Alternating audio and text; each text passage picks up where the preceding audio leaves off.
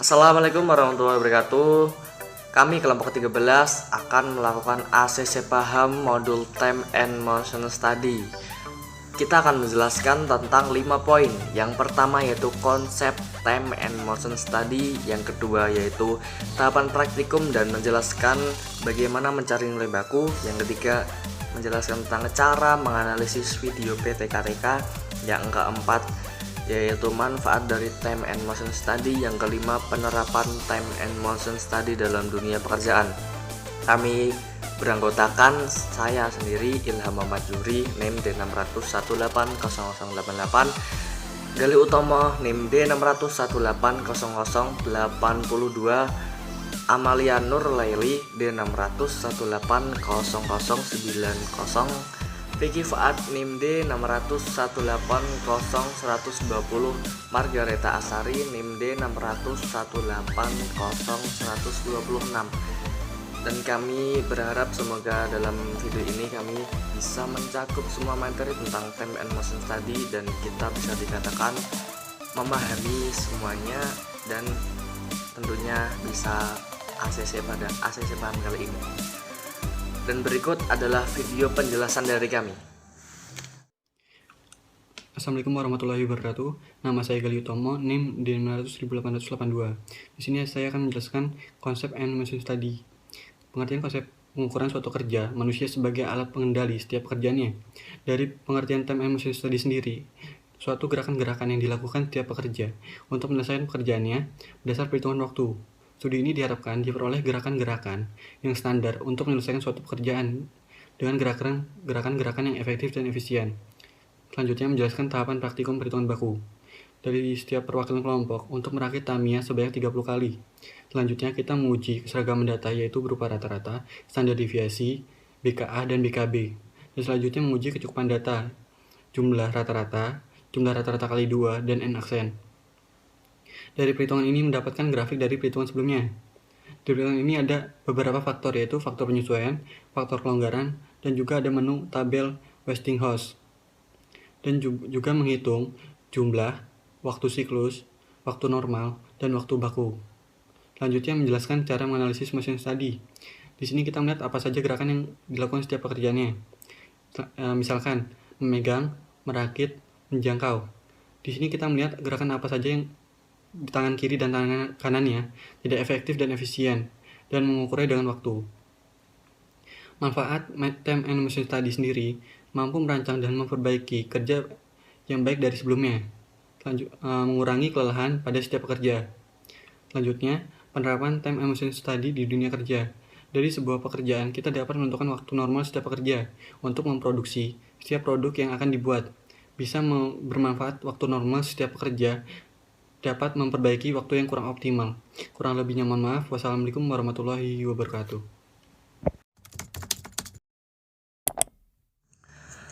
Konsep Time and Motion Study yaitu adalah studi waktu dan studi gerakan, di mana waktu itu akan mempengaruhi gerakan yang dilakukan oleh pekerja. Jadi semakin efektif gerakan pekerja, maka akan semakin sedikit pula waktu yang diperlukan untuk menyelesaikan pekerjaannya tersebut.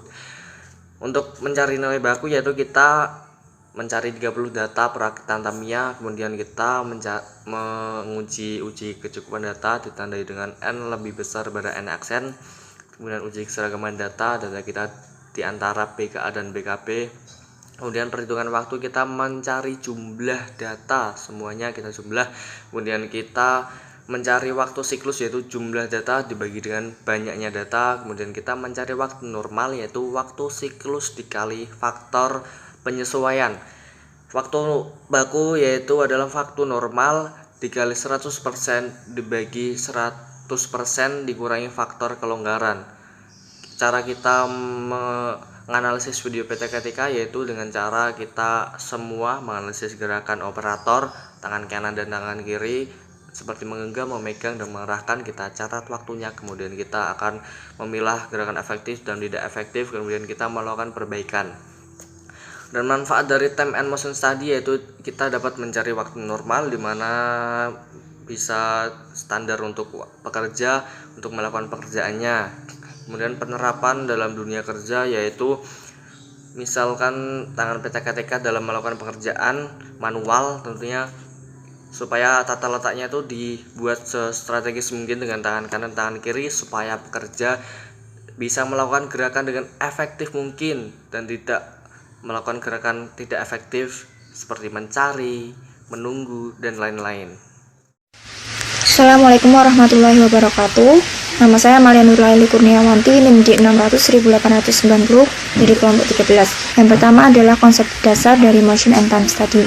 Time study merupakan studi yang digunakan untuk mengetahui waktu yang diperlukan oleh seorang pekerja normal untuk menyelesaikan suatu pekerjaan yang spesifik dalam taraf dan juga kondisi yang sewajarnya. Kemudian motion study merupakan penelitian yang digunakan untuk menganalisis gerakan-gerakan yang dilakukan oleh pekerja dalam menyelesaikan suatu pekerjaan yang spesifik. Yang kedua adalah bagaimana cara mengetahui waktu baku, yaitu melalui dengan pengambilan data yang dilakukan oleh setiap kelompok.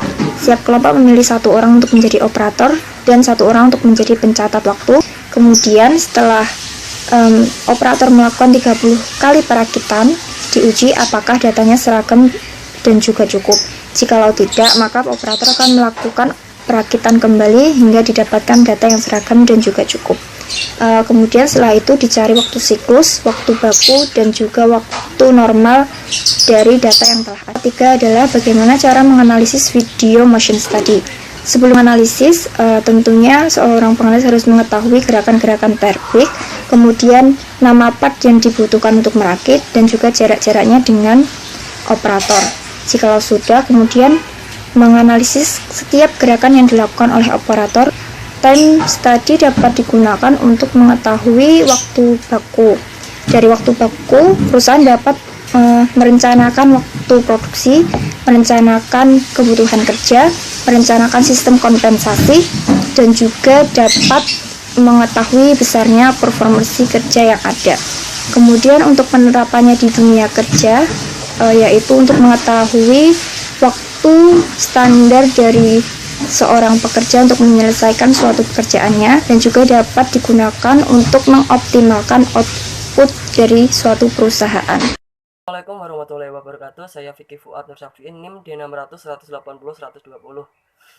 Time and motion study. Time study yaitu suatu usaha untuk menentukan lamanya waktu kerja yang dilakukan seorang operator dalam menyelesaikan suatu pekerjaannya secara spesifik dengan dua cara, yaitu secara langsung dan secara tidak langsung. Secara langsung dengan metode stopwatch dan metode sampling kerja, sedangkan secara tidak langsung dengan memanfaatkan data waktu baku dan data waktu gerakan. 2. Motion study.